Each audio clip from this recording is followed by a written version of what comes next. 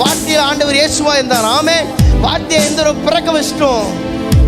ஒரு மனுஷன் இடறி போனதுக்காக ஆண்டவர் சொல்றாரு, பரவாயில்ல அப்பா, அவன் விதையை சாப்பிட்டான், செத்துட்டான், என்ன பண்ண, நான் பிறக்கிறேன்.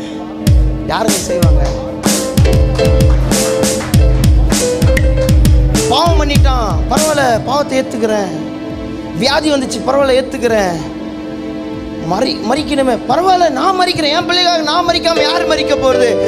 அவர் மறித்தவராய் இருக்கிறார். இதுக்கு எல்லாத்துக்கும் யார் தெரியுமா காரணம்? பக்கத்தில் பார்த்து சொல்லுங்க, நான் தான். பக்கத்தில் சொல்லுங்க, அவன் மூஞ்ச பார்த்து சொல்லு, நான் தான். வெள்ளை டிஷர்ட்டு, நான் தான்.